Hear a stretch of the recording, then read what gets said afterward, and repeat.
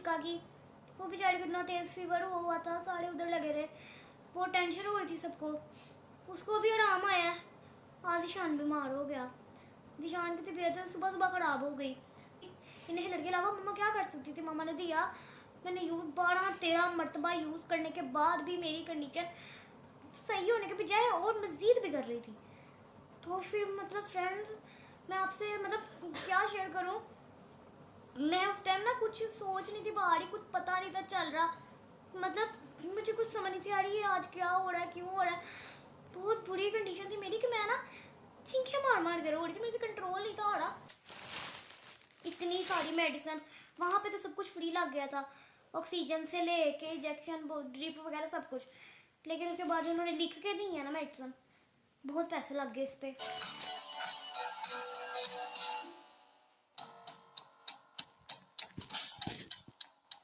बिस्मिल्लाहिर्रहमानिर्रहीम। अस्सलाम वालेकुम फ्रेंड्स, कैसे हैं आप सब?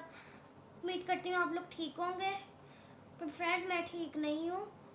मेरी मतलब सुबह मैंने वीडियो अपलोड की है, मैंने कल कुकिंग की थी, रेसिपी शेयर की आपसे जिस तरह के आपको पता है, और मैं बहुत खुश थी, सही जा रहा था सब कुछ। लेकिन ना कल मेरी बहन की तबीयत ठीक नहीं थी, निक्का की।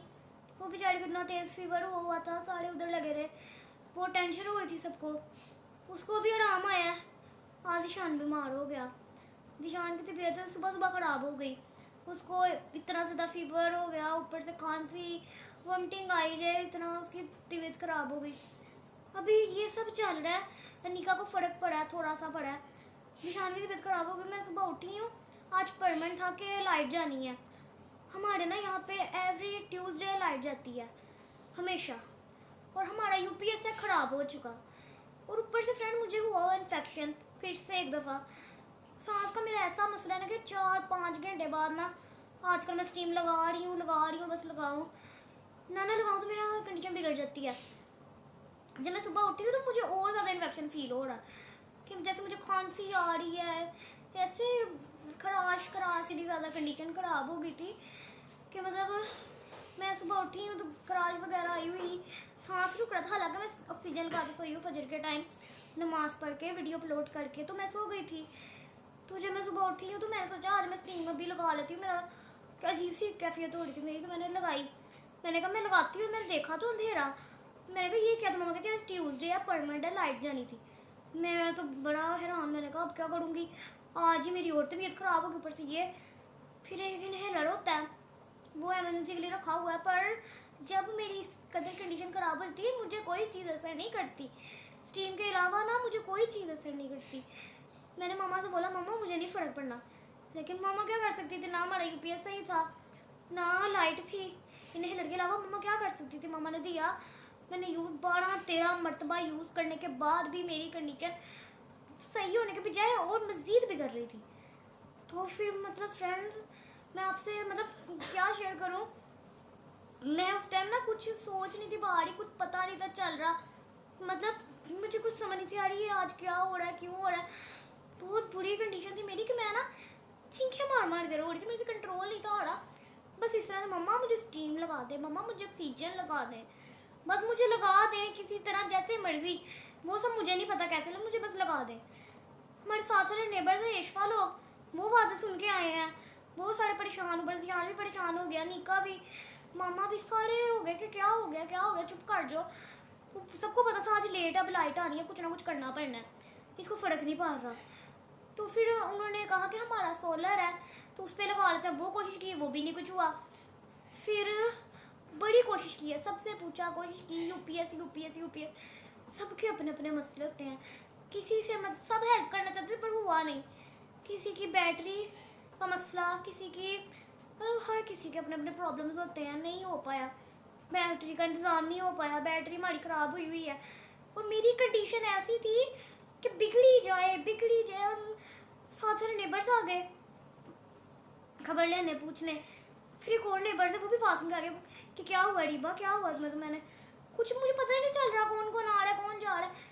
मैं बस मामा से कहती मम्मा प्लीज़ कुछ कर ले, मम्मा प्लीज़ कुछ कर ले, मेरी कंडीशन नहीं सही होनी। मम्मा बेचारी देखे मैं क्या करूँ। फिर सब ने एक ही रास्ता निकाला कि हॉस्पिटल ले जाओ, सिवाय हॉस्पिटल के कोई रास्ता नहीं है। लेकिन अचानक से मामा को ख्याल है हमारे ना थोड़ा दूर ही, नज़दीक ही है लेकिन थोड़ी सी दूर है, हॉस्पिटल से तो पास ही है। एक ना है मतलब डॉक्टर की शॉप है, हमने कहा उधर जाते हैं, उनका नाम डॉक्टर नुमान है, हमने कहा उधर जाते हैं। तो उधर जाके ना ज़रा लगा लेंगे ऑक्सीजन, सबने कहा उनके पास तो है, उधर से लगा लो, सही है, बर्दाश्त करो थोड़ी देर, उधर से लगा लेना। मैंने थोड़ा सा हिम्मत की, हौसला किया, मैंने ना मुंह धोया था, ना मेरा स्कार्फ का पता, ना मेरे दुपट्टे का पता, कुछ भी नहीं, बाल भी सारे, कंघी भी नहीं थी, सारे आगे आए, इस तरह कंडीशन बड़ी बुरी हो रही थी। फटाफट में स्कार्फ लिया, जैसे मर्जी, मामा ने चादर पकड़ी, बैग पकड़ा, व्हीलचेयर निकाली है, मुझे लेके गई है वहाँ पे। इतनी मुश्किल से मैंने कहा मम्मा तेज़ व्हीलचेयर चलाएं, तेज़ चलाएं, पहले तुम रिक्शा लेते थे, अब तो रिक्शा लेने का भी टाइम नहीं था, तेज़ चलाएं मम्मा। जैसे तैसे करके वहाँ पे हम पहुँचे हैं। कहते हाँ जी क्या बात है बेटा, तुम, मम्मा कहती ऑक्सीजन है, कहते हाँ लेकिन लाइट नहीं है, तुम्हारे पास यूपीएस नहीं है। मैं वहाँ पे इतना परेशान हूँ, मैं कहा यहाँ से भी मायूसी मिली है। फिर मम्मा कहती है अब यहाँ से चले जाते हैं, आगे सड़क है, आगे हॉस्पिटल है, तो वहाँ पे जाते हैं। फिर मैंने कहा इसका कोई रास्ता नहीं है। मम्मा ने इतनी तेज़ चलाई है व्हीलचेयर, इतनी, मैंने कहा मम्मा और तेज़ चलाई, और तेज़, मैंने ऐसे सांसें इतनी बस हिम्मत ही मेरे बगैर, ऐसे सही तरह अंदर तक नहीं था जा रहा, खींच के ले रही थी। वहाँ पे जब हम जा रहे थे, रिक्शे वाले साथ में नज़र आया सड़क पर, सब में सवारियाँ बैठी हुई, पहले से सारे बैठे हुए थे। बड़े रिक्वेस्ट की कि आप लोगों को तो अगला रिक्शा मिल जाएगा, आगे मिल जाएगा, तो प्लीज़ ज़रा हमें छोड़ आए। हर किसी को अपनी अपनी पड़ी हुई थी, किसी ने नहीं कहा कि अच्छा चलो हम कर लेते, नहीं। फिर जो आगे हमने रोड क्रॉस की, बड़ी मुश्किल एक रिक्शा मिला, वो बहस करने पर हमें इतने पैसे लेने हैं, हम तो आप थोड़े दे रहे हैं। मैंने कहा मम्मा जो कह रहे हैं फ़िलहाल कर दो, मेरी कंडीशन नहीं है बहस सुनने की। फिर उनको भी थोड़ा हुआ कि अच्छा, कहते चलो ठीक है, वो भी मान गए, मामा भी मान गई। जैसे जैसे रिक्शे में बैठे हैं, ऊपर से सुबह का टाइम था, इतनी ठंड फ्रेंड्स, इतनी, मेरे हाथ फुल जम गए थे, ठंडे बिल्कुल बर्फ़ की तरह ठंडे, इतने ज़्यादा, ऊपर से सांस ना आए, ऊपर से मैं कांपने लग पड़ी। फिर मेरी कंडीशन इतनी ख़राब हो गई कि एक टाइम पे मुझे लगा था कि जैसे ना कहीं मैं बेहोश ही ना हो जाऊँ, मुझे ऐसी फीलिंग आ रही थी, क्योंकि मैं ना ऐसे हो रही थी। अचानक से ना मैंने रिक्शा भी इस तरह पकड़ा होता, तो मैंने पकड़ा, तो मैं ऐसे हुई हूँ अभी, इतनी ज़ोर से मेरा सर लगा है रिक्शा पे, इतनी ज़ोर से, तो मैं ऐसे करके देखा क्या हुआ, बड़ी पेन हुई मुझे तब। फिर बड़ी मुश्किल तेज़ कह के वहाँ पे अंदर पहुँचे हैं। अंदर पहुँच के मैंने देखा कि जैसे उधर भी काम चल रहा था। मैंने कहा मम्मा ये क्या हुआ है? मम्मा कहती कुछ नहीं होगा, कुछ नहीं, लग जाएगी तुम्हें। तो वहाँ पे पर्ची बनाई फटाफट से, अंदर गए, वहाँ पे डॉक्टर से पहले ही जान पहचान थी हमारी 2 दफ़ा, क्योंकि मैं पहले भी जा चुकी हूँ। बस वो सिस्टर्स नहीं मिली मुझे, जो नर्स थी ना वहाँ पे वो नहीं बस मिली, कोई नई थी सिस्टर, तो उनसे फिर कहा कि लगाना। उन्होंने फटाफट हमारा नंबर लिया कि आप जल्दी यहाँ पे जाएं, यहाँ पे कर लें, इस तरह। वहाँ पे हम जाके बैठे हैं, लगाने लगे स्टीम। उनको डॉक्टर ने मामा को इंजेक्शन लिख के दिया कि ये इंजेक्शन है, या वहाँ से पता करें, लेके आए। मैंने कहा मम्मा मुझे ऑक्सीजन लगवा दो, यहाँ पे कह के किसी से कि इसको ऑक्सीजन लगाओ, तो मैं मेडिसिन लेके आती हूँ, फिर लाना। तो मामा को ये था वो लगा देंगे, मैं ये भी लाऊँ ताकि इससे भी फ़र्क पड़े। मम्मा ने एक दफ़ा कहा तो मम्मा भी बेचारी टेंशन ही इतनी थी, फटाफट चली गई मेडिसिन लेने। मैं वहाँ पे अकेली, ना मेरे साथ कोई और, ना कुछ और, मुझे समझ ना आए। मैं बस बार कहूँ मुझे ऑक्सीजन लगा दो, ऑक्सीजन लगा दो। फिर कहीं जाके कोई 10 मिनट तक बाद, 5-10 मिनट के बाद मुझे जाकर ऑक्सीजन किसी ने लगाई है। वो भी मुझे पता है ऑक्सीजन नहीं लगी उनको, वो कहते हैं अपना घर से मास्क क्यों नहीं लाए। अब इतनी टेंशन में, मुझे कुछ भी नहीं था होश, स्कार्फ ही मामा ने पहनाया, मुझे क्या पता मास्क का। तो मैंने कहा नहीं मुझे नहीं पता मास्क, मुझे ऑक्सीजन लगाएं। उनके पास मास्क नहीं था, उन्होंने यहाँ पे एक वो होती नहीं है, वो भी ऑक्सीजन टाइप होती है, यहाँ पे लगा के नोज़ पे ऐसे वायर सी होती है, वो लगाई मुझे, उसके अंदर सांस लेने का कहा। लेकिन मुझे इतना सही नहीं था आ रहा सांस, क्योंकि मैं ऑक्सीजन की आदी हूँ। सिर्फ इतना आ रहा था कि मैं खींच के नहीं थी ले रही, लेकिन सही भी नहीं था हो रहा। कोई 15 मिनट तक मैंने वो लगाई, बड़ी इतना फ़र्क नहीं पड़ा। उनको समझ आ गई, इनको फ़र्क नहीं पा रहा। उन्होंने फिर तब तक बंदोबस्त किया, तब तक मास्क का जो ऑक्सीजन इस तरह करके मैं लगाती हूँ वो, उन्होंने उसका बंदोबस्त किया। उन्होंने लेके उन्होंने मंगवाया, पैकेट से खोला, न्यू था, बहुत मुश्किल से मिला। जो मैं यूज़ करती हूँ ना इस तरह वाला, वो वाला बहुत मुश्किल से मिला। आखिरकार फिर मैंने वो लगाया। तब तक मामा इंजेक्शन उन्होंने लिख के दिए थे कि ये वाले इंजेक्शन पता करें, लेके आए, इसके बाद इसको ये भी लगने हैं। मैंने तो मुंह भी नहीं थी धो के गई, मैं तो खाना छोड़े पानी भी नहीं था पिया जब मैं गई हूँ। अब मम्मा को ये था कि खाना भी नहीं खाया, ऊपर से इतनी इन्होंने लगा दी ये बोतलें वगैरह सारा कुछ। तो कहीं कुछ और ना हो जाए। मामा ने फिर क्लियर किया कि खाना नहीं खाया बच्ची ने तो फिर लग जाएगा। कहते अब कोई बात नहीं, अब लगाना पड़ना है। मेरी ऐसी कंडीशन भी नहीं थी कि मैं कहती हाँ मामा मैंने बिस्किट वगैरह खा लूँगी या कुछ, मुझे बस ये था लग जाए। बाद में पता चला कि हाँ खाने पहले थोड़ा सा खा लेना चाहिए, बाद में लगाना चाहिए। फिर मैंने वहाँ पे जैसे मैंने स्टीम लगा ली है ना, मैंने कोई ना फिर 15 मिनट स्टीम लगाई है। हालांकि मैं 5 7 8 मिनट लगाती हूँ। 15 मिनट स्टीम लगाने के बाद मुझे सही तरह फर्क पड़ा है।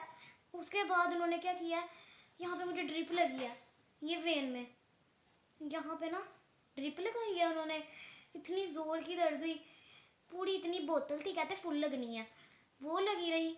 तो मैं स्टीम ना ऐसे पकड़ी हुई थी, बीच में रुक गई ड्रिप, ऐसे ऐसे आ रही थी ना, रुक गई क्योंकि मैं ऐसे ऐसे इस हैंड को मूव कर रही थी। मुझे आता था मैं इस हैंड से स्टीम लगाती हूँ। तो कहती है रुकी कैसे, उन्होंने देखा मुझे तो कहते हैं ये ना पकड़ो ना, इधर से पकड़ो।